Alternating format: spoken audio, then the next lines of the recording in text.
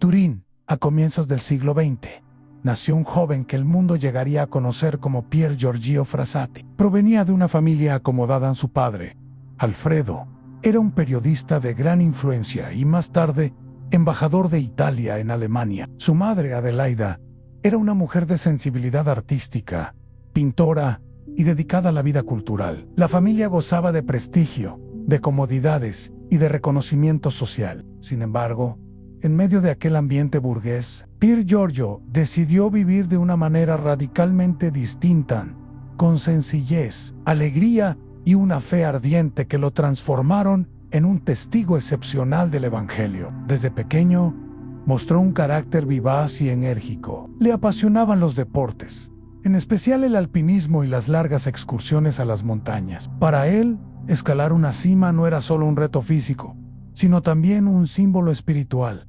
En cada ascenso representaba el camino hacia Dios, un esfuerzo que exigía disciplina, perseverancia y mirada fija en lo alto. Esa pasión por la naturaleza se unía a su amor por la amistad. Pier Giorgio nunca fue un joven aislado ni melancólico, al contrario. Se rodeaba de amigos, organizaba encuentros, cultivaba un humor contagioso y una simpatía que lo hacían querido por todos. Pero lo que más llamaba la atención no era únicamente su carácter jovial, sino la profunda espiritualidad que impregnaba su vida cotidiana. Desde adolescente comprendió la importancia de la Eucaristía, participaba en la misa diaria, dedicaba largas horas a la adoración y encontraba en el sacramento su fuerza interior. Para él, Cristo presente en el altar no era una idea abstracta, sino una presencia real, concreta, que transformaba su corazón y lo impulsaba a actuar. Al mismo tiempo, Pier Giorgio desarrolló una vida de oración constante. Rezaba el rosario, meditaba las escrituras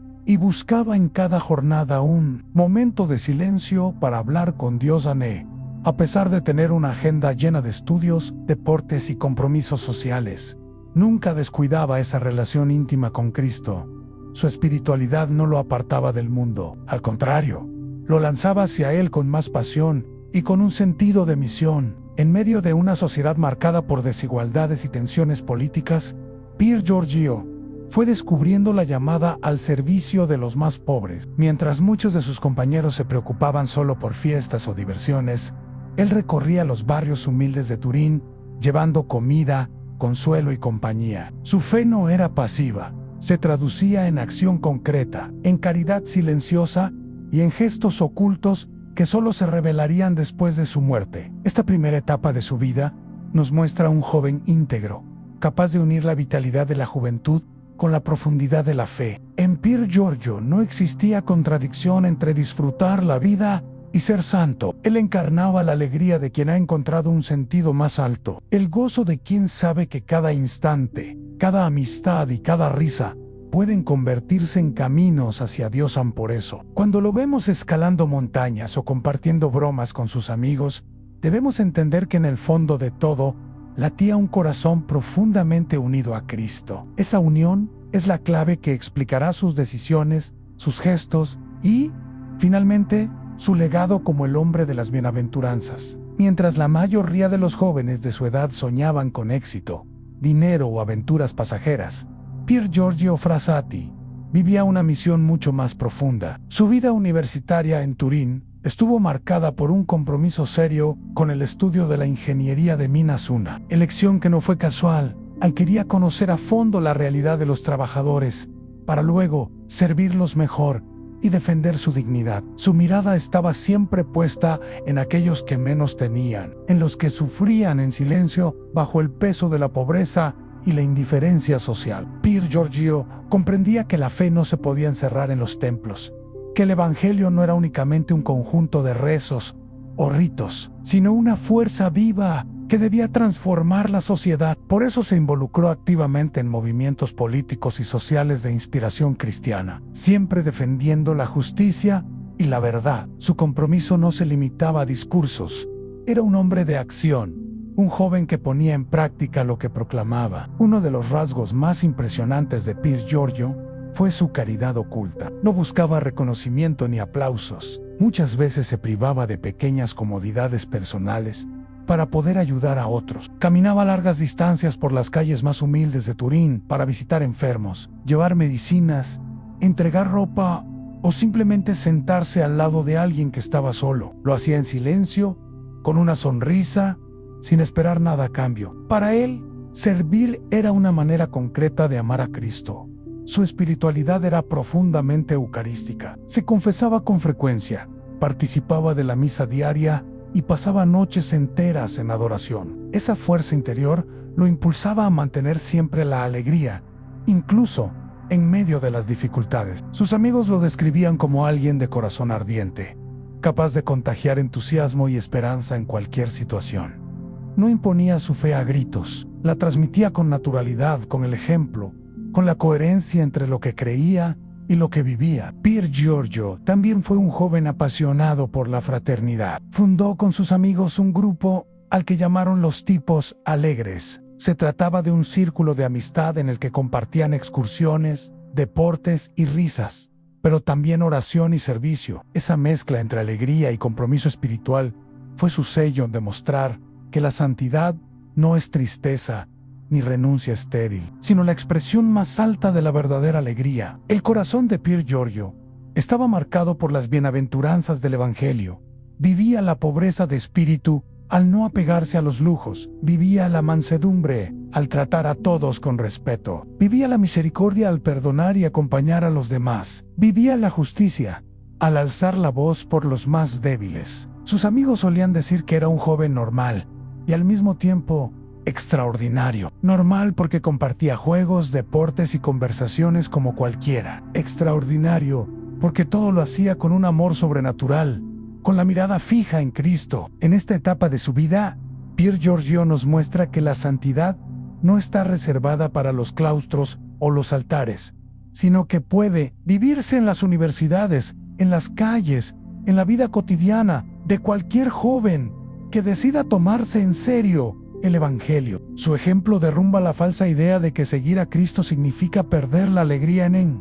En Él vemos exactamente lo contrario, que es en Cristo donde la alegría alcanza su plenitud. El verano del año 1925 quedó marcado en la historia de la Iglesia y de Italia por un acontecimiento inesperado y doloroso, a la partida prematura de Pier Giorgio Frassati. A los 24 años de edad, cuando su vida parecía apenas comenzar a florecer, fue sorprendido por una enfermedad fulminante, una poliomielitis que contrajo. Según muchos testimonios durante una de sus visitas a los barrios más pobres, donde había atendido a enfermos y ancianos en condiciones extremas, la enfermedad avanzó rápidamente. En pocos días, el joven fuerte, alegre y siempre dispuesto a servir, quedó paralizado en su cama. Lo más impresionante es que no se quejó. Ofreció cada dolor, cada instante de sufrimiento a Cristo. Mientras su cuerpo se debilitaba, su espíritu se fortalecía. Conservaba una paz serena y una sonrisa misteriosa, como si ya estuviera viendo aquello que lo esperaba más allá de esta vida. El día 4 de julio de 1925, Pier Giorgio entregó su alma a Dios. Tenía apenas 24 años y sin embargo había vivido con una plenitud que muchos no alcanzan en décadas enteras.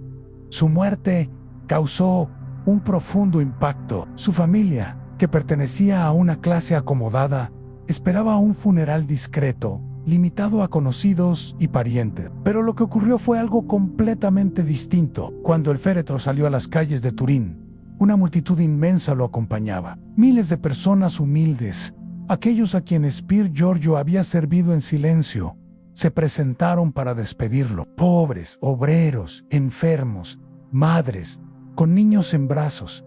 Todos lloraban la partida de su benefactor secreto. Solo en ese momento la familia descubrió la magnitud de la caridad escondida de su hijo. Pier Giorgio había sido un puente silencioso entre el cielo y la tierra, un testimonio vivo de lo que significa entregarse al prójimo. A partir de entonces, su figura comenzó a crecer en devoción. Su vida breve pero intensa se convirtió en ejemplo para generaciones enteras de jóvenes. La Iglesia abrió el proceso de beatificación, reconociendo la heroicidad de sus virtudes. San Juan Pablo II lo proclamó beato en el año 1990, presentándolo como el hombre de las bienaventuranzas y modelo de la juventud cristiana. El Papa Francisco, en el Sínodo de los Jóvenes celebrado en el año 2018, volvió a destacar a Pier Giorgio como referencia luminosa para quienes buscan vivir la fe en medio de los desafíos del mundo moderno. No es un santo distante, de épocas remotas,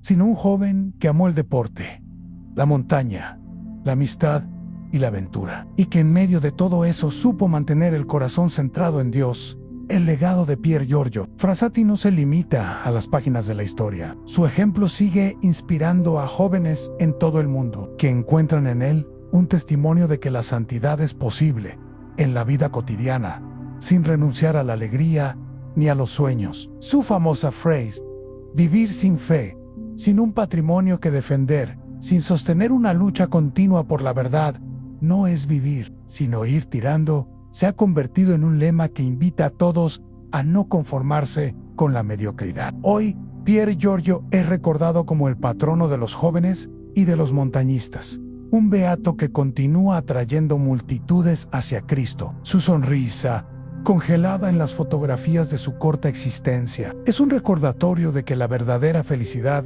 no nace del egoísmo ni de las comodidades, sino del amor ofrecido y compartido. En un mundo que muchas veces busca ídolos efímeros, Pier Giorgio nos muestra que el verdadero heroísmo está en vivir el Evangelio con radicalidad y alegría. Y mientras la Iglesia espera el reconocimiento de un milagro que abra las puertas a su canonización, los corazones de Mayos ya lo veneran como un santo, convencidos de que su vida fue un milagro en sí misma.